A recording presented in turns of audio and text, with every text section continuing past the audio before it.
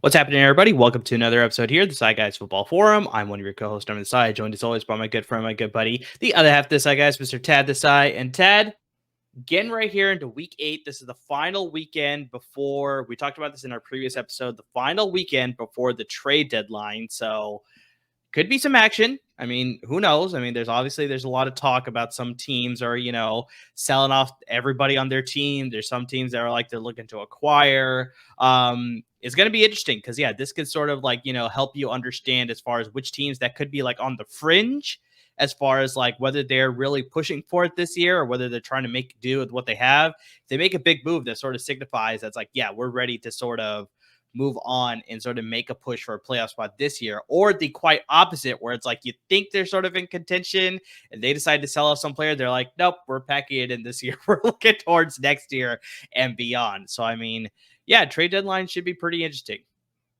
You're doing the thing, man. Don't do the thing. You're doing the thing where we do this every year. And that's why and I know we keep bringing this up, but that is what made this episode so legendary. That's why the Christian McCaffrey episode of the Desai Guys was such a great episode. And I will still argue to this day our best episode because we had to go in complete scramble mode because you know what happened? Something actually happened. It's true. It's like, wait, it's Christian McCaffrey, Carson Palmer, or where are some other big ones? Well, last year the Colts got Zach Moss. So, I mean, there's a trade that sort of has benefited you in the short term right here. So, I mean, there's that. You're the worst. But yeah, overall, NFL my team gets Christian McCaffrey, but your team got Zach Moss. We're both winners here. You dick. Overall, I mean, yeah, I agree with you. The NFL trade deadline is not the same. It's the worst of all the sports. It's not the same level as your NBA trade deadline. Definitely not the same as like the MLB trade deadline. There's a lot of moves that happen during the MLB trade deadline for sure. But yeah, I mean, you never know. I think there might be a little bit of action. We may see some like, All I know is if Derrick Henry gets jettisoned out of the AFC South, it will be the best trade deadline in the history of the NFL.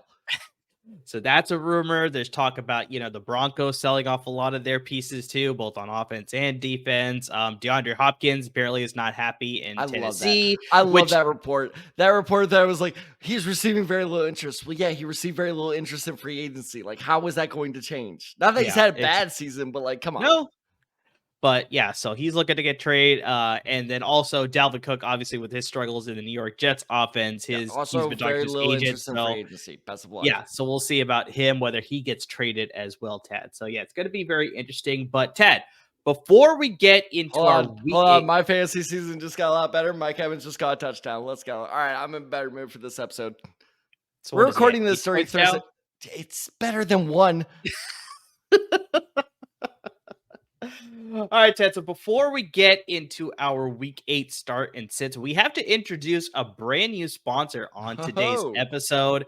Welcome in Underdog Fantasy, Ted. So I don't know if you ever heard of this, but it's a great way to sort of make some bets. You can sort of do some parlays. You can also do season-long fantasy football, but Underdog Fantasy is the best and easiest place to play fantasy sports. I mean, it just lets you draft a fantasy dream team in a matter of minutes. That's a great website and application to use for best ball, Tad. I don't know if you ever played in a best ball league, but you pretty much draft your entire roster and then you don't make any changes. So there's no waiver wires. There's no trading. It's pretty much who you draft is who you're stuck with the entire season. So it sort of takes the stress out of the league management aspect after you draft sort of thing. So I know a lot of people don't like doing all those things. So this sort of takes the elimination out of all that. But I think the best thing that I personally use Underdog Fantasy for is the pick'em game. So they give you a lot of these prop bets where it's like, Brock Purdy, over under 21 and a half completions. So it's like you have to pick more or less. And then you get a bunch of those picks together, those prop bets. And depending on how many you pick, you can get that much more money. So you can pick up to 5 picks. You get 20 times your money if you get all 5 correctly. But here's the cool thing, Tad, is that in case you're not 100% sure on all 5 of your picks, you can also do what's called insurance. And so you get if you go with the insurance play, you pick all 5 picks. If you get all 5, you get a lower amount. But if you only get 4 of them correctly, then so if you miss one of them, they get you an insurance buyout, so you get a little bit less than the initial payout. So I mean, So it gives it's you a kind little of bit like of wiggle. it's kind of like blackjack when the dealer has 10 and you get the option to put insurance on it. Exactly. But this is just to make sure that, you're sort of going in, sort of giving you the option that's like, okay, I don't feel super confident. Let me go with insurance here. It'll sort of give you a little bit more, like I said, confidence that's like, I can hit at least 4 out of these 5. You get a little bit less of a payout, but you're still possibly guaranteed to win some money. So it's pretty cool. So, I mean, Tad, we got to get the folks out there interested in Underdog Fantasy. There's a lot of commercials for it on TV, but here's the best way we could get you involved. Sign up now with the code DESAI. So it's a different code than usual. Desai, that's DESAI, and you'll double your first deposit up to $500 in bonus cash when you make your first deposit of $10 or more. So let's say, Tad, hypothetically, you're in a situation where you can deposit $500. You could get $500 free. That is the max amount that you can get for free, courtesy of our friends at Underdog Fantasy. So yeah, use our promo code DESAI. That's capital DESAI, and you can get a double up offer on your first deposit of $10 or more. So Tad, like I said, I've been using the app. It's fantastic. The app is really great. It's good user interface. Lots of great, picks to play. You could do the best ball, like I said. You could do the pick 'em. Lots of great options. Tad, I don't know if you got a chance to check out our good friends at Underdog Fantasy yet. I have, and it's really, really cool because I'm not gonna lie, I had not heard them before you approached me with this offer for this partnership, and I was like, okay, sounds interesting. And the more I've explored it, it puts such a cool new twist on sports betting, and I love it because and look, Cap's on his way Cap's on board right too. now. Even though it's about dogs, he's super excited. Hold on, so Cap needs to know what's the code again? The code name is Desai, DESAI. All right, but you got that? I mean, it's your last name, so okay, he's got it. So, bottom line being is such a cool website, is such a cool way to kind of change up the gambling. Like I said, adding that extra twist with the insurance bet is a really, really cool thing. Especially when it comes to stuff like college football. NFL, I'm a little bit more confident in, but college football, I always want to make that one bet where I'm like, I think this is going to happen, but I'm not sure. And if you're the same type of bettor, which most people are, this is the perfect site for you to use. So absolutely be sure to sign up, use our promo code, and be sure to hit us up on Twitter, Instagram. Oh my God, I actually nailed it for once. Right below there, Twitter, Instagram, all our social media handles to let us know how you're doing and let us know what we can do to help because we are now partners with them. And I am so excited to get this going. So be sure to sign up as soon as possible because, hey, the weekend's coming up. So it's time to sign up and let's make some money, people.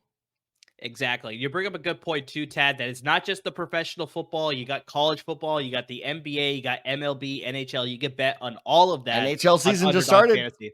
NHL and NBA season both just started this week. So it's short off seasons. Exactly. And so obviously we got the World Series too, so you can still bet on that too. So yeah, they got you covered on all sports as well. So yeah, make sure you use our promo code DESAI and you could double up your initial deposit of at least $10 or more. So yeah, we'll get you more on that a little bit later as well. But Tad, let's sort of jump into our week 8 starts and sits here. Let's start at the quarterback position here. Tad, do you got a start or a sit for me here this week?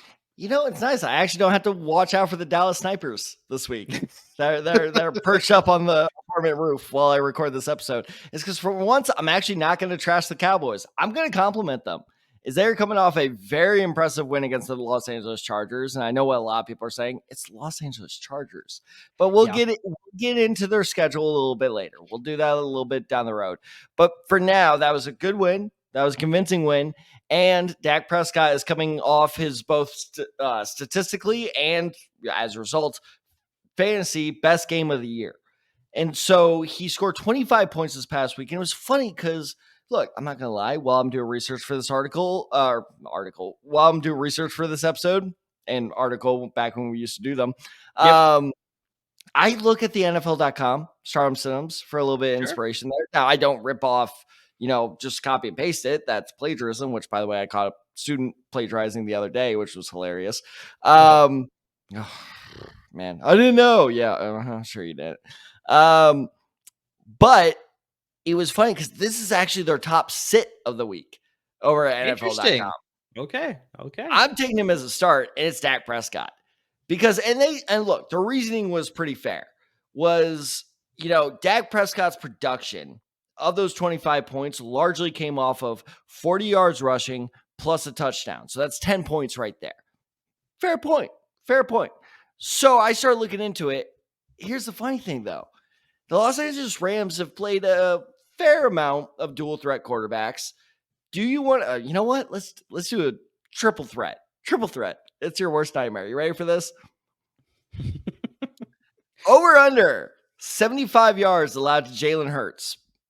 Rushing yards by the Rams defense. By the Rams defense. Yes. I'm going to say over. Just under at 73. Okay. All right. So, but I mean, that's understandable, right? I mean, it's Jalen Hurts, but arguably a top 3 quarterback in the league right now. Like, it's just, okay, fine. All right. So let's take it down a notch. Okay. Let's take it down a notch. Week 2 or 3, I'm trying to remember which one, against my very own Indianapolis Colts, Anthony Richardson, a promising rookie, but still a little rusty around the edges. Okay. So over under 60 yards allowed to Anthony Richardson. I'm going to say this one's over. Also under at 56. Okay. So, okay. But again, Anthony Richardson looked good. I've already admitted I'm wrong about him. I have my hopes that he will bounce back next season very well. Let's take it way down to a quarterback that, 1, none of us thought would be very good. 2, to his credit, was playing a little bit better than we thought. But now he's kind of falling back down to earth. Over under 50 yards for Josh Dobbs. This one I think is over. Also under at 47. Okay. Let's go. 3 for 3, baby. I love this game. So bottom line being, though, 50 yards to Josh Dobbs is a lot to Josh Dobbs. It's nothing against him, but like, come on, guys. And then also with Anthony Richardson and really only his second start, because you got to remember, he got knocked out in those early games too. So really only his second full start of his NFL career. They allowed all those rushing yards, and then Jalen Hurts has all that. So why? I don't understand why NFL.com is being like, well, Dak Prescott's not going to do that again. Really? Because the LA Rams have shown us evidence that he probably will. And on top of that, we go back to just this past week where they allowed Kenny Pickett to have a 70% completion rate. And on top of that, have 9 yards per throw on average during that game. So I think this Rams secondary is pretty weak. I think the Cowboys have finally kind of realized, like, I don't know why it took them this long to realize, because they've been doing it the past 5 years. I don't know. It's weird. But like, hey, it's just like those old top things. What were those called? You remember those old tops that you just like let them rip? Tops? I mean, I don't know. Did they have a specific name? Battle tops. Was that what it was called? Where you like put the string in, and is that too much of a 90s thing for you? Okay. But anyway, when I was a kid, there were these tops where you just like rip the string and then they like go at each other. Got it. And that's the thing. That's what the Cowboys should do with Dak Prescott. Just rip it off, let him run. Both literally and figuratively. So I think that that's what's going to happen. The Rams defense has allowed more than 20 points to more than half of their opponents so far this season, depending on the format you're in. So I think that Dak Prescott is actually a pretty safe, not even just like kind of risky, go for it, but I think it's a safe start at this point.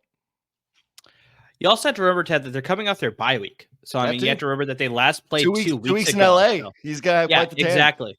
So I think this is sort of a good chance for the Dallas offense to sort of recuperate and sort of make some adjustments and sort of install some new packages possibly into their offense as well, and just come out fresh against a Rams team that, is not coming off a bye week. I mean, let's just put it there, frankly. So it's just like, I like this matchup a lot too. I think just he's going to be able to sit there in the pocket, make some good throws, and also, possibly use his mobility as well to score some rushing yards to get you some points that way too. So yeah, I actually like this as a start too. I was considering this making a start as well. So when you suggest this, I was like, yeah, this is a good pick. So surprised that NFL.com went with a sit, but I can sort of, I guess, understand that one here. So I'm going to go. Update, the snipers are walking away. We're good. We're safe. So I'm going to go with this one, Tad. And this is a quarterback that I was down on the entire offseason. So I was surprised that a lot of people were prizing this guy so highly. And it's sort of showing now that this guy is sort of, not looking as good as he was last year. That's Geno Smith, quarterback. You're going sit. I'm going sit. Say it again one more time. Geno Smith. Of course. You a Seahawks hater all offseason, man. I don't know if I'm a Seahawks hater all season, but just I was very... We're nipping this in the bud. I traded for DK Metcalf, and you said it was like the worst move I've ever made. Because of the relation to Geno Smith, I just didn't trust his passing offense, and so they're sort of correlated there. But just, yeah, I mean, I know a lot of people were high on him because he finished in the top 5 last year, but just I didn't see that translating into this current year. And just, Tad, you look at this, he's only scored over 20 fantasy points once in 6 games, and it sort of reflects the fact that just this passing offense is not the same level as it was last year. I think they're leading more on the run game, and just they're not utilizing Geno Smith to be that, leading this offense type of guy, sort of being that, I know a lot of people don't like it, but being that sort of game manager type of role. He has 3 games this season for throwing under 30 passing attempts. Seattle's also tied for the 4th fewest passing attempts in the NFL. So just this offense doesn't pass all that much. So the Browns also boast one of the best passing defenses in the NFL. Fewest passing yards in the NFL allowed. Tied for 4th in the fewest passing touchdowns allowed, and tied for 11th in the most sacks generated. So they get good pressure. Then they also allow fewest yards as far as through the air as well. So overall, just I don't like this matchup for Seattle as far as the pass game is concerned. And in relation, just Geno Smith doesn't strike me as a guy that just all of a sudden he's going to break out against a very tough Cleveland Browns passing defense and just go off to get you 20 plus fantasy points. So I think this week, if you can afford to sit him, I think he's probably the best bet to sit him. Couple things on that. One, this is a great quick hit segment of like, we should do tiers of quarterbacks. It's not like A, B, C, D, whatever. It should be, because this is what I was thinking while you were talking. Because I agree with you. Geno Smith is not, like go-to starting quarter. I'm not, if he's a free agent and I'm the New York Jet. No, that's a bad example. I'm the Atlanta Falcons. I'm not like going after Geno Smith with $50 million. That's a mistake. No. But I think he's better than game manager. I think he's serviceable. It's one tier above game manager. Serviceable. He's a serviceable starter. But on top of that, I actually agree with you, is because, again, I feels like they're just kind of trying to contain Geno Smith in this offense. And it just feels it feels very stuck. Mm-hmm. Right? Like, as soon as Kenneth Walker, starts struggling as well, that's when the offense really kind of hit the roadblock of like, oh, we feel stuck here. And on top of that, this Cleveland Browns defense is ridiculous. They're good. Very, very good. Yep. And I will correct one mistake you said. Read that stat again. Is how many sacks have they had? Or what was that stat? They're tied for 11th for most sacks created in the NFL. Okay, yeah, that's not the Browns. That's Myles Garrett. Essentially, yeah. He's a one-man wrecking crew. So sure. I can't believe I'm going to say this, but I'm dead serious when I say this. Amir, this is an over and under that you may win, you may lose. Is not been determined yet. Over under 3.5 sacks for Myles Garrett in this game. In this game? In this game.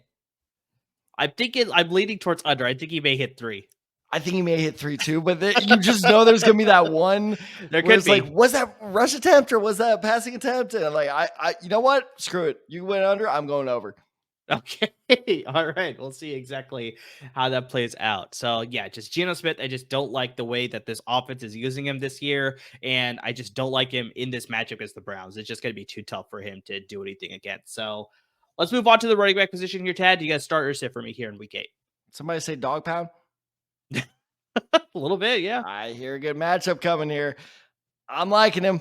I thought it was going to be a bad pickup. I thought they were going to bury him and like this was going to be nothing signing him. Woo, man, was I wrong. I tried to pull off a trade, and this tells you how valuable that this guy is now. Is I offered this guy Christian Watson, this guy being another fellow league member, Christian Watson and James Conner, who is coming back. He's not out for the Yeah. season.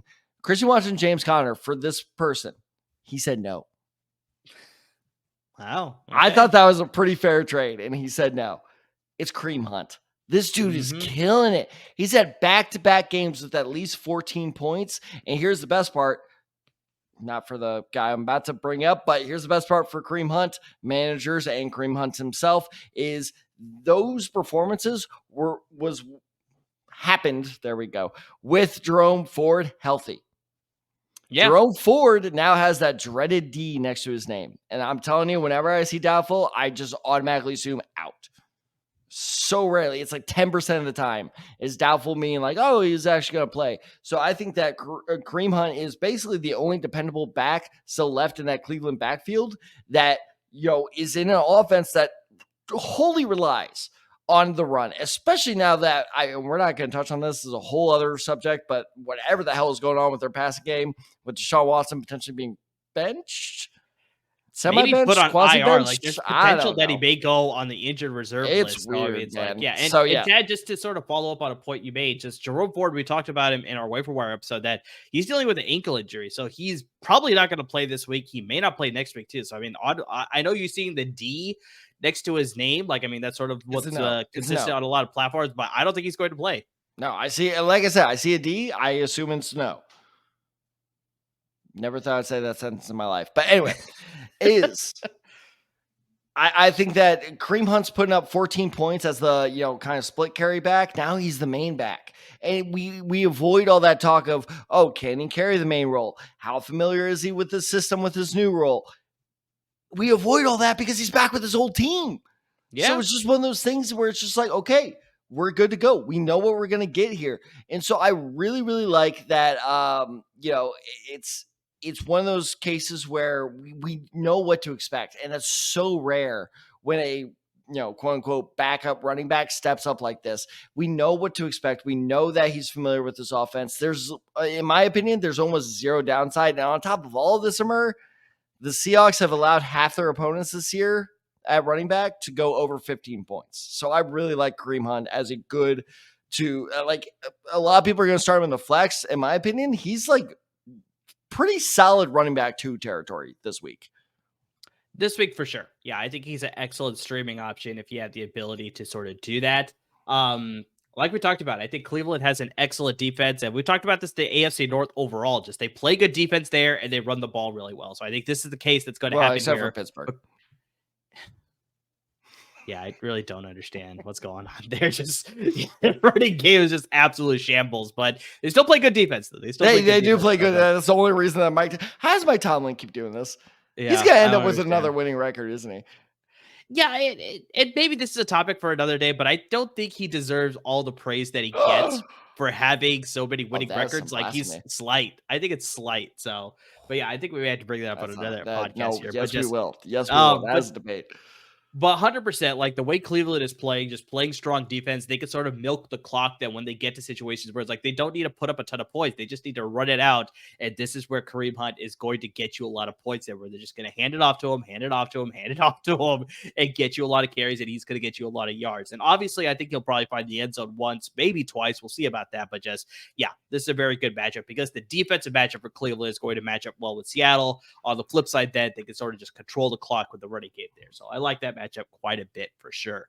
I'm going to go to a matchup that I don't like as much here, Tad. And this is a guy that I was singing his praises all offseason, and just so far it hasn't really been working out.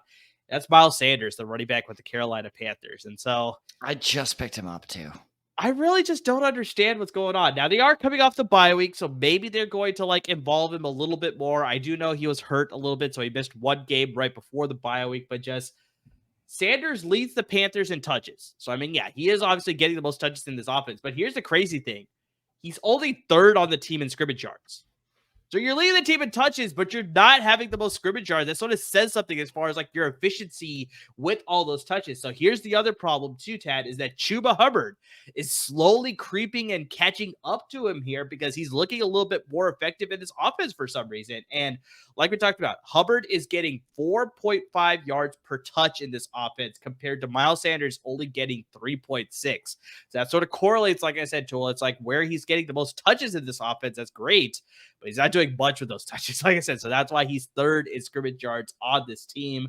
He's only scored 1 touchdown all season, Tad. He's had 4 straight games with under 20 touches. He's also had 1 game where he's had under 10 touches. So, I mean, this is just, I don't know. I just saw all offseason that they wanted to use this guy in all facets of the offense, but it's like, the rushing attack, the passing ability. I mean, just everything. And just unfortunately, it's just not translating into the season. Maybe that's part of the reason why the Carolina Panthers are struggling a little bit on offense. Just, I don't know. They're just not able to find something to get going there. Houston defense is also very strong against the run, so I don't anticipate Miles Sanders finding many running lanes here. Texans are giving up the 11th fewest rushing yards in the league right now. So just with the combination of Chuba Hubbard just looking a little bit better and just Miles Sanders just not making the most out of his touches, even though they're coming off a bye week, even though they're playing against the Houston Texans in a battle of the, number 1 versus number 2 overall picks here, I just don't like this matchup. Well, I think it's important to note, too, that Miles Sanders, this is his first week back from a lengthy injury. What's the word? Not vacation. That's the wrong word. Lengthy injury stint. There we go. Yeah, stint. That's probably a good word. Yeah. Way better than vacation. I'm on vacation with his injury. I'm on vacation as his arm is in a split. But I think it's important to note that that's why his stats aren't so good, is because, yes, he did. But to your note is, even before he got hurt, he really wasn't doing all that well. He only had 1 game over 10 points in the first 4 weeks of the season. And I agree. It was weird because he was getting all the touches. I mean, what do I always say? I love the target numbers, and with running backs, touches equals targets. So it was weird that he wasn't producing as much. And I'm with you there. It's not a great sign that Chuba Hubbard, as soon as Miles Sanders went out, started producing a little bit better. Now, granted, not a whole lot better, but a little bit better. So I'm wondering how this split, because remember, who's their coach? Frank Reich. God knows he loves him some split carry running backs. True. So that is a very, very valid concern, moving forward. So, and just again, this is his first week back from an extended injury. We don't know if they're going to ease him in, if they're just going to toss him right back in the fire. We just don't. There's way too many unknowns here. And as you said as well, the Houston Texans defense is actually surprisingly good. Will Anderson, I'm so goddamn mad. They hit on both their top 5 draft picks, which is good, but whatever. But anyway, so I think that, no, he is the perfect, this is kind of an oxymoron, but he is the perfect bench candidate for this week, because we don't know his usage rate. We don't know what that's going to look like. And he's playing a pretty good defense. So no, like I said, I picked him up. There's no way in hell I'm putting him on flex spot. Yeah, I think just leave him on the bench for this week. But I picked him up purely for depth reasons, because as we were talking about, he got all those touches. So maybe he bounces back to that point. But until I see that, I'm not. He's purely there in case Saquon Barkley gets hurt. In case when Saquon Barkley gets hurt. Yeah, I think it's pretty much just a wait and see approach with Miles Sanders now. Just eventually, if he can sort of get used to his offense again, and they use him as that sole main running back, like they are sort of planning to use him in the offseason. That's all the talk there was. But yeah, now that Chuba Hubbard's sort of creeping in here, and just wondering how that split share is going to go. So yeah, he's definitely a wait and see type of player here, Tad. So let's get to the wide receiver position here, Tad. So I'm going to actually give you my start here. So I'm actually going to flip the script here. So, this guy's been actually blowing it up, and that's Zay Flowers, the wide receiver with the Baltimore Ravens. I think was it you or me that called this one? One of us called it. I was very high on him, and I remember through the offseason, I was actually thinking he could be a sneaky good fantasy option too. I think you were a little bit more lukewarm to the idea than me. But just, I think we all saw that the talent was there. You got to own that. When you get a fantasy take right, you got to own it. No, that's true. That's true. You're right. I was wrong. I'm an idiot. Carry on. But he leads the team in targets, receptions, and receiving yards. And I think just the surprising thing is that they signed Odell Beckham Jr. in the offseason. They all expected that he was going to be the primary Odell Beckham Jr. Who? Yeah, exactly. He's pretty much been a ghost in this offense this entire season. And it's just, you signed him in the offseason. You thought he was going to be able to return to form, but just so far, we haven't been seeing it. He's actually been injured further this season. So it's he's barely seen the field. And when he has seen the field, he just doesn't have that chemistry with Lamar Jackson that we anticipated when we were looking at this in the offseason. So that's why he's going to Zay Flowers a lot more. He's had over 50 receiving yards, Tad, in every single game that he's played in this season. There's only one game where he didn't.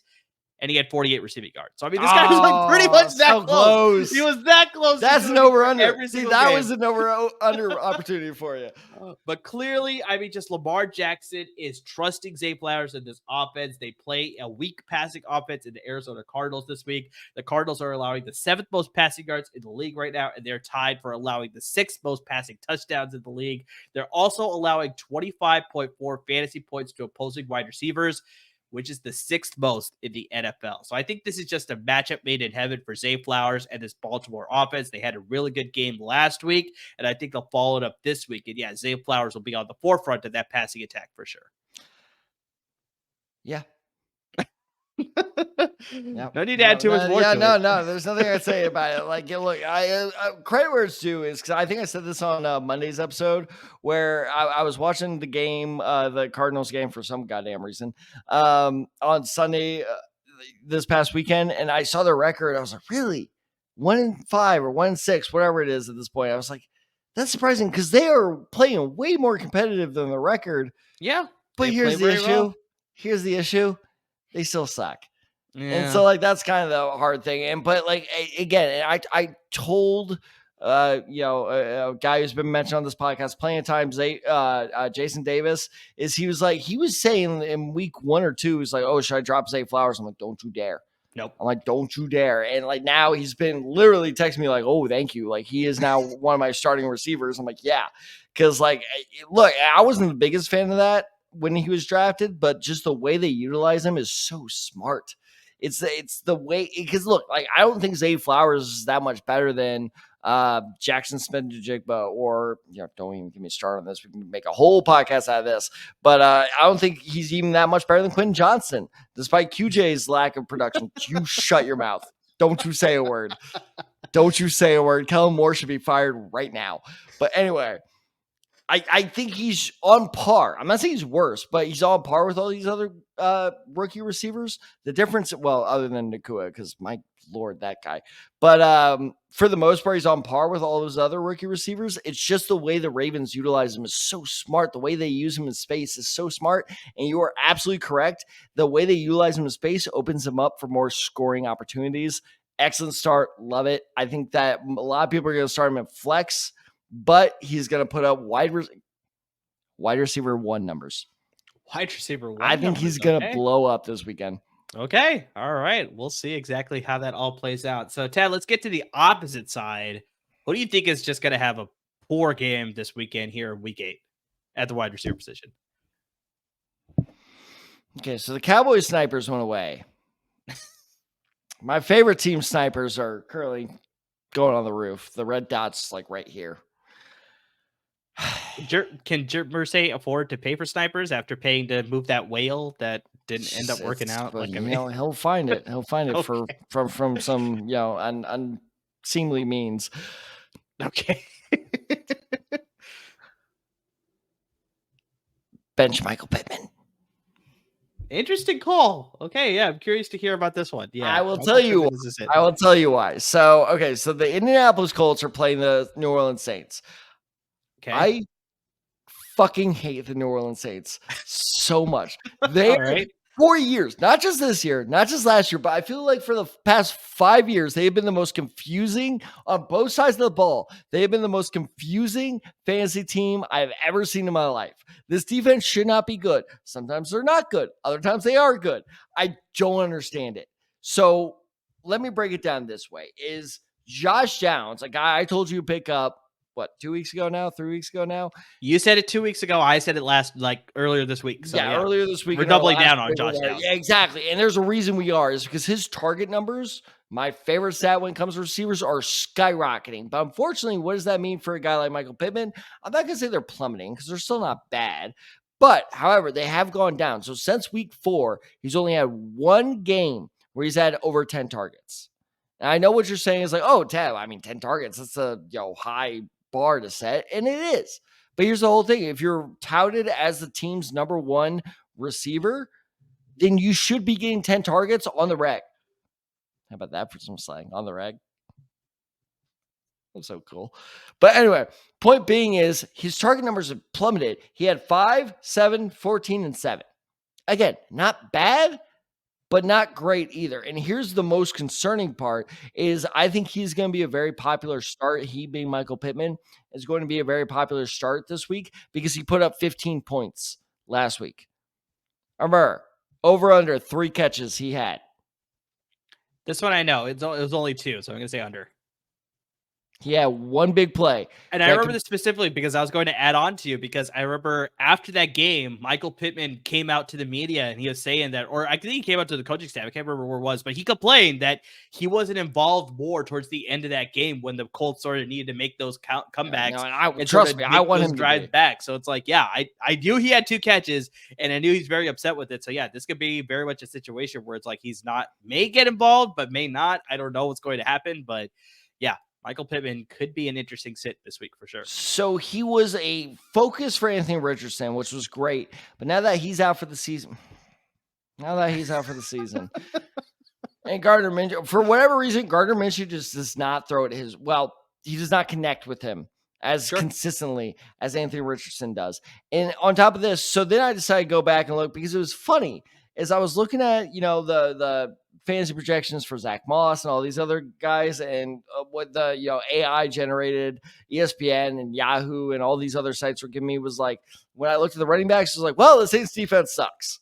I'm like, okay. And I would go and look at Michael Pittman's projections as I was doing research, and they're like, well, with the stingy Saints defense, I'm like, well, which is it? Well, they have a stingy pass defense, but terrible run defense. So it's funny you should say that. So I decided to do the good old fashioned handwork and go back and look for myself. There you go. So I'll try to run through this quickly. I ran through the Saints' entire schedule and looked at the fantasy performance of every number 1 receiver they played. Okay, are you ready for this? Sure, let's hear it. All right, so week 1, they played the Tennessee Titans. How many points do you think DeAndre Hopkins got there? 11. Close, 10 flat. Okay. Week 2, they had that terrible Monday night game against the Carolina Panthers. We even brought this up in the episode where up until a garbage time touchdown, and if memory serves, I was too lazy to really look this up, but I'm pretty sure he caught the 2-point conversion as well. Adam Thielen had 16 points there, which really means he had like 8 points right before that garbage time touchdown. Yep. Mm-hmm. Okay, so after that, then they played the Tampa Bay Buccaneers. Mike Evans, over under 8 points. Under. He had 5.5. Very good. Yeah. So that's Mike Evans. It's a Marshawn Lattimore game, so it has to be under. Mm-hmm. Yep, exactly. Kendrick Bourne, who you may be like, all right, he's Kendrick Bourne, but he's been a very hot fantasy prospect the last couple of weeks. He only had 5.3 points against the Saints. And then after that, they played the Houston Texans. Nico Collins, this was almost shocking, 10 points flat. 10.0. 10.0, okay. Which is, again, good, not great. I'm not saying that's a bad performance. I'm saying it's a great performance. And then after that, I will say this as a guy who has him on my fantasy team. Last week, they played the Jacksonville Jaguars on Thursday Night Football. Christian Kirk had 5.6 points up until that late touchdown where he broke it off. I lost my mind on that touchdown because that saved me. I ended up losing by 2 points, but whatever. Point being is, up until that late fourth quarter touchdown, they were shutting Kirk down. This Saints pass defense is legit. I think Josh Downs is going to have a pretty good game. I think Michael Pittman's going to suck. And I think a lot of people are going to fall trap just because of that point total number that he posted last week. It's deceptive. You got to look out for those deceptive numbers. I also wouldn't be surprised if Josh Downs has a bad game too. I think just this pass defense that the Saints have is just very stingy. So Josh Downs may do better than Michael Pittman because he's used differently than Michael Pittman, but I just don't anticipate either of them having the greatest day. So it's like Josh Downs, like I said, may do a little bit better, but it's like a little bit better is like maybe 1 or 2 points more than Michael Pittman. And so it's just like, yeah, I'm seeing like I don't like the matchup. 9v8. Like Downs gets 9 points, Pittman gets 8. And it's just like, something along those lines for sure. It's not going to be anything huge. So good sit there. So let's get to the tight end position here, Tad. I actually got to start at the tight end position. So I'm going to give you my start really? Here first. You're confident in this? I don't want to start any tight ends. Can we just get rid of tight ends? feeling a little bit confident about this one. So I'm Okay. actually going with Hayden Hurst of the Carolina Panthers against the Houston Texans this week. So coming off the bye week, the Panthers need to involve more players in this offense outside of Adam Thielen if they want Bryce Young to sort of get more comfortable in the NFL. Because so far, it's been Adam Thielen and nobody else in this passing offense, which is great for all you Adam Thielen fantasy managers. But I mean, everybody else who has a Hayden Hurst, I rostered Miles Sanders in a couple of leagues, obviously, DJ Chark, Terrace Marshall Jr. I mean, there's a I lot of was these just other about guys to bring up Terrace like, Marshall. That's why I shook yeah, my head a couple seconds ago. I was like, and he's looking to get traded too. Speaking about the trade deadline, so we'll see about that. So I mean, what leverage does that guy have? I don't know, but just apparently he wants to get traded as well. Okay. But just, yeah, so it's like overall, just a lot of these guys are not performing up to that same level of par. Maybe Bryce Young's just looking their way. But yeah, Hayden Hurst has only scored one touchdown this season. It came all the way long ago, back in week 1. He's had 3 targets only, Tad, in 5 straight games. So why do I like this guy? I was about to say, this is a start. This is a start. The matchup. The Texans are the worst at defending the tight end position. So I like this as a sneaky play. It's a very dark horse type of play. They're tied for the 4th most yards allowed to opposing tight ends. They're also allowing 8 fantasy points per game to opposing tight ends, which is ranked for 9th most in the NFL as well. So like I said, I don't feel so strong about this, but like I said, I like this as a sneaky good play because of the matchup. They're coming off the bye week. Like I said, I'd like to think that the Panthers may involve other players in the offense besides Adam Thielen. Maybe the Texans are going to prioritize stopping Adam Thielen, so this could open things up for everybody else. So I like Hayden Hurst. I think he could meet that 8-point fantasy mark that the Texans are allowing. So in that range, at the tight end position, I'll take that. Okay, so this is interesting. I'm not going to disagree with that. I actually completely agree with you because it's I'm going to try to explain this as best I can. All right. There's a dichotomy, right? Dichotomy I feel like I'm talking to my students right now. Dichotomy means difference, right? Sure. So we have the Houston Texans Mike is kind of blocking me, but anyway, who are by record a bad team, and the Carolina Panthers, who are by record a bad team.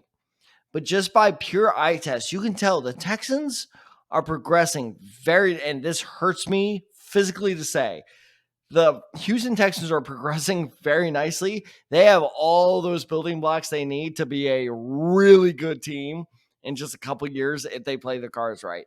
The Panther, that's a project. Yeah. But here's what that means and this is exactly how I think this game is going to play out, is I think the Texans are going to jump out to a very early lead, which means what? Lots of passing opportunities for Carolina. Attaboy. So, point being is I think that these because you're right. I think the league's catching on too that Adam Thielen, he's still there. He's still a legit weapon. So he's going to get a lot more attention, which means that Bryce Young is going to need to revert back to his second or third options. I mean, I don't know about you. I don't trust Terrace Marshall or DJ Chark. I trust Hayden Hurst, though. He's shown me that he can produce. Mm-hmm. So I think that Hayden Hurst is going to be his number 2 option. So I'm actually with you. I think this is a pretty interesting. It's a risky one. I'm not going to say it's free risk, but why else would we have this podcast if that wasn't the case? So I think that Hayden Hurst is a very interesting pick here, but I do think it's a high risk, high reward pick. 100%. So let's roll right along here into your sit of this week for the tight end position. Back-to-back sets here. I'm not going to call it a loss on your part because he did okay, but I think, and that's the reason I picked him for this, is I think Kyle Pitts is a sit. Put him back on your bench. Okay, because all right, 3 weeks ago he had 11 targets and he did really well, put up 12 fantasy points. And everyone was like, "Oh my god, he's back!" And it's okay because I kind of bought in that hype too of like, "Oh, now Arthur Smith got his shit together." I'm like, "All right, it took long enough." And then the week after that, he scored his first touchdown of the season, also put up 12 points. Here's my concern: he had less than 10 targets last week. He did not score a touchdown last week, and he barely put up 6 points last week. So again, 6 points, it's all right. It's not terrible. It's not great. It's whatever. So I'm not going to call that a bust of a pick on your point, or you were neither right or wrong by benching him. But my whole point is, okay. Now we have our ceiling. Like we have an established ceiling with Kyle Pitts. His ceiling is 12 points if you're lucky. If he scores, which again, he's only done once so far this season, or if he only gets if he gets 10 plus targets, which again, he's only done once this season. So I think that, Kyle Pitts is just way too risky of a pick. And people are still just riding the coattails of like, he's a top 5 pick. He's going to be good. The highest drafted tight end of all time. Stop it. Stop it. This offense is not a fit for him. I don't trust him anymore. I'm not saying drop him. He's a fine backup option. Because, again, you're going to have these random weeks where he goes off and maybe you'll get lucky. But in terms of like considering him a consistent starter, just because he had those 2 good weeks, he's out of the conversation for me. I'm not starting Kyle Pitts at all until I see consistent. That's the word I'm going to use. Consistent evidence to the contrary. Yeah, I think that's the biggest thing when you have a big name at the tight end position that just hasn't been performing. It's just like you still can't afford to drop them though, because the waiver wire is not all that better. Like I think there's maybe a few options out there. No, don't drop. Overall, I think it's like clear out another bench spot for that other tight end that you can pick up off the waiver wire. But 100% hang on to Kyle Pitts, because who knows? Maybe Arthur Smith will finally figure it out. That's like, oh, this is a guy that we want to utilize in our offense, and he'll finally start to produce the same way that he did in his rookie year. But you don't want to lose out on him just because you're completely lost faith in him. It's like, hang on to him. Hang on to a little bit of optimism that he could turn around. But yeah, keep him on your roster if you can afford to. But yeah, definitely don't drop him for sure. Well, and keep in mind, a quarterback change, I think, is inevitable. It very well could happen. I think Heineke will end up being the starter there, and then that things can't change, because remember, Logan Thomas established himself as a mainstay as a fancy tight end with Heineke at quarterback. So that there is a very good chance that, oh man, I might try to trade for Kyle Pitts. But anyway, I think that there's a good chance that Kyle Pitts could blow up. And another thing though, with this week in particular, the Atlanta Falcons are playing the Tennessee Titans. Over under one tight end, the Titans have allowed to score 10 points or more. So just has any tight end against the Titans scored a touchdown? That's pretty much what your over under is. No, not a touchdown, because that'd be a 40-yard touchdown. 4 + 6. Or so, 10 points. Sorry, 10 points. Yeah. Okay. I'm gonna say under. I don't think they have. Yeah, I'm a dick. It's exactly 1. Oh, of course. So, but that was back in week 2 against the Los Angeles Chargers. They allowed, I assume Gerald Everett, I didn't go that in depth on it. They allowed the Chargers to score 10.3 points. Other than that, every other team they faced, them being the Tennessee Titans, their tight ends have scored below 10 points. So this Tennessee Titans defense, say what you will about them, they know how to defend a tight end, and an offense that does not value the tight end. I mean, this is just like a fantasy graveyard. Exactly.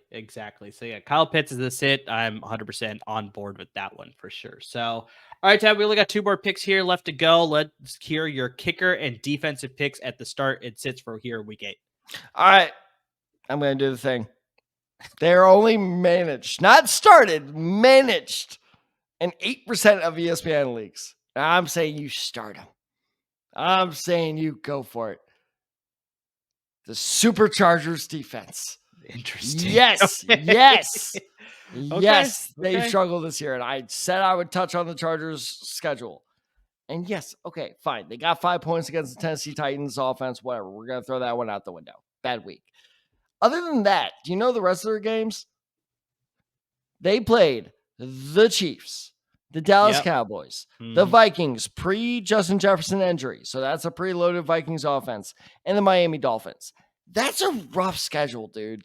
That's true. That's very true. That's rough. So I think the Chargers defense is honestly getting a little too much hate, because like the whole thing too is they haven't dipped in negative numbers when it comes to fantasy defense either. And when you're playing a schedule that hard, that shows me, okay, you got at least some talent on this defense. So I actually am a big believer on them, and they are going against the Chicago Bears. And we were talking about this earlier. When I see that D next to your name, I assume it's an O. And who has that D next to their name? It's Justin Fields. So who's going to play? I'm going to try it. Maybe I'll nail it. This is my new Tony Pollard. This guy is my new Tony Pollard. Could be. Baggett? No. Oh, God damn it. It's Tyson Bagent. I don't even think you did it right. Bagent? Bagent. It's Bagent. Bagent?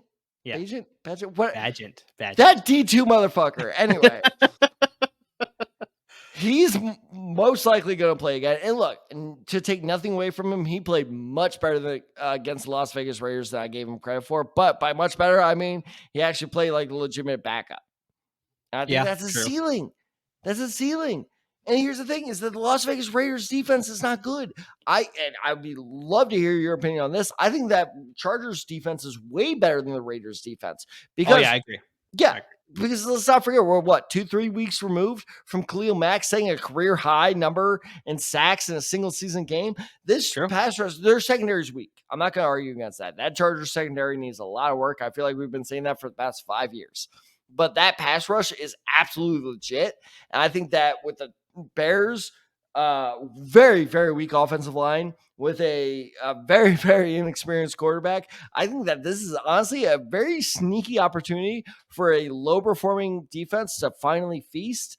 I'm not going to say they're going to go off for like 20 points, but I think they could reach double digits sometime during this week.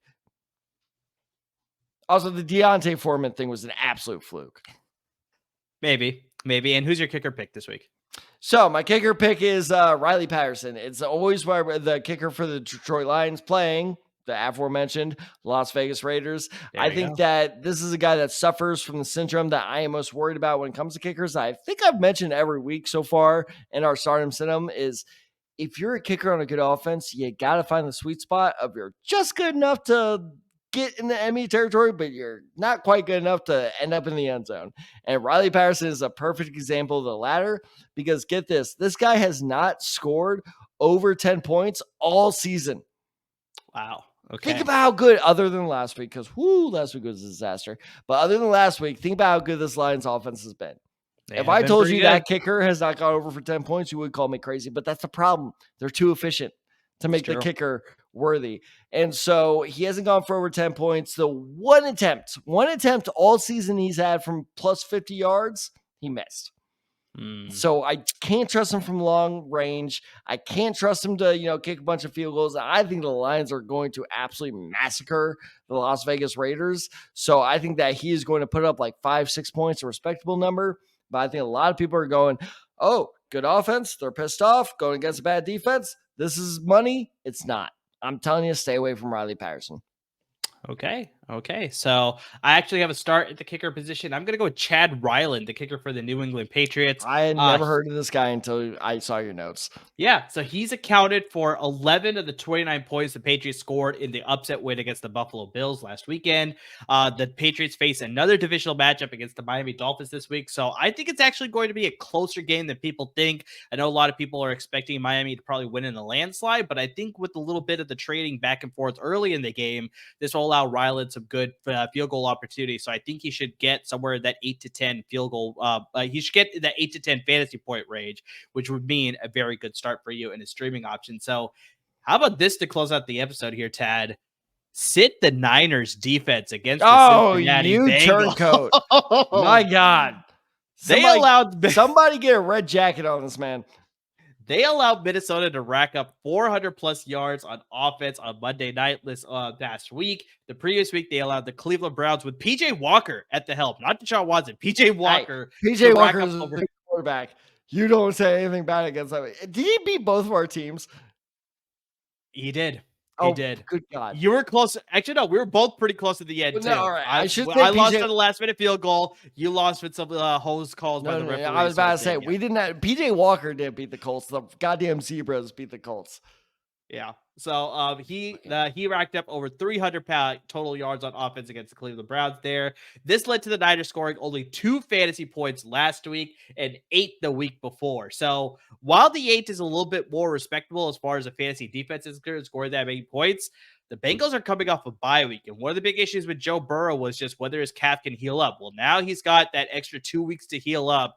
He's going to be just fine against the San Francisco defense that just hasn't looked the same over the past 2 weeks. I think they're very much susceptible. It's all the talk of Bay Area radio right now. Like, what's going on with Steve Wilkes? Is he calling the right plays? I think it's a little bit shaky. While I think the Niners still have a good chance to win, I just don't think this defense is going to be locked up enough against a very strong Cincinnati offense. I think they're going to get rolling in this game, and I think they're going to put up a lot of points. It could be a very high-scoring game both ways, but just, yeah, in this case, sit the Niners defense because, yeah, I have a feeling they're probably going to get scored on quite a bit. Well, and look, I know it looked great in the preseason, but from all reports that I've read, at least, it's looking like Sam Darnold's going to be your starter going into this game. It's looking like that, yeah. And that could land your defense, and you being the 49ers, that could land the 49ers into some dicey situations. Very should true. Sam Darnold not perform up to expectations, if he turns the ball over and all of a sudden they have the ball in 49ers territory just like that, it's risky. I'm not fully on board with this bench. Okay. But if you're going to play the 49ers and you end up losing this week, you got no one to blame but yourself, because it is a very risky play. They went from one of the safest plays to like a middle tier play at best. Yeah, it's actually good that you bring up that Brock Purdy situation. So for those who don't know, Brock Purdy is currently in the concussion protocol. He does have enough time to clear it, but he still has to clear it. He has not been cleared for the concussion protocol. Exactly. It's not looking like he will play. The big thing is that the Niners also have a bye week after this weekend. So I'd like to think the Niners may play it extra cautious and probably keep him out this weekend so that they can use him for the rest of the season. So keep tabs on that. But yeah, it's looking like probably Sam Darnold is going to start. So yeah, that's definitely an X factor for sure, Tad, where it's just if he doesn't live up to expectations with Kyle Shanahan handpicking this guy to be the backup to Brock Purdy, then yeah, that could very much lead to a lot more opportunities for Cincinnati for sure. So yeah, I'm very much in the boat of like, you should sit the Niners defense this week. I'm just happy for once you're going to be nervous this weekend. Like, you get to see what my experience has been like all season. I've dealt with this for the past couple of years, Ted. I've always had nervousness with the quarterback position with the San Francisco 49ers. Yeah, you're right. I'm so sorry you had to deal with Philip Rivers, Matt Ryan, Jacoby Brissett. No, that's fair. Why do we I didn't mind Jacoby Brissett. Neither did I. Why didn't we just? It's just goddamn. Why'd you guys move on from him? I don't know. I don't know. Because we're fucking. Because our unfortunately is more concerned. Just go. Well, fortunately, Tab, we got to move on from the end from this episode. We got to close this out here. But just, yeah, we got a lot of great starts and sits for you. But guys, you see the ticker down below. Make sure you interact with us on social media, because maybe we got to a start or sit that we didn't spend enough time on. Maybe we need to get to a start and sit that you are more concerned with. That's what the social media handles are there for. We're here to answer all of your questions when it comes to your start and sit decisions, when it comes to your waiver wire decisions, when it comes to trade decisions, whatever it is, we're here to help you make those decisions and help you win your fantasy league. So hit us up on Twitter. You got me at on the side 23, Tad at Tad side 94. You got the show handle at the Desai Guys, and of course on Instagram at the Desai Guys as well. Interact with us. We're here to help you out. Please don't be afraid to do so. Wherever you listen to your podcast, make sure you subscribe. Subscribe wherever you listen to your podcast, whether that's on Apple Podcasts, Google Podcasts, Spotify. You listen right on the LAFP Network website as well. Hit that subscribe button. Always up to date with our podcast. Watching us on YouTube, just hit that subscribe button to our YouTube channel, so it's up to date with our YouTube videos as well. And guys, make sure you're supporting our parent network at LAFP Network. They're giving you a lot of great content when it comes to the 4 professional sports, the 4 LA-based sports teams. 2 of them at the professional level, the Rams and the Chargers, and 2 at the college level with the Bruins and the Trojans. So lots of great content for all 4 of those teams. But guys, to everybody who's already interacting with us, who's listening to the podcast, who's watching the video, just anything and everything that you're doing to support the podcast, we cannot thank you enough. Now, I'm going to give our viewers and listeners a little bit of a background look into how the show works behind the scenes. Is, like Amir said, we talk about way more starts and sits past just what we talk about on camera or on audio. I went through 3 quarterbacks tonight of who to start. So, like, if you have a quarterback that is like, I'm kind of debating on him, chances are I've already researched him a more than fair amount. So if you need help, yeah, exactly. Like, am I lying? I went through 3 quarterbacks, right? I 100% agree with that. Literally at the last second, I changed it to Dak Prescott, which don't get me wrong, I'm still a believer in Dak Prescott. But anyways, my point being is, trust me, our research goes far beyond just what we say on the show. So if you need help, if you are like me, where you're like, oh my God, I'm about to fall to 2-6 and I need desperate help to, fix my league and make sure I don't have to do this horrible fancy punishment where I need to sit on a street light, with a sign around my neck. We will help you get there. All you need to do is reach out on those socials right below you, all the socials that Amr reach out to. And so, as always, everyone, thank you so much for listening. Thank you so much for watching, and please stay safe.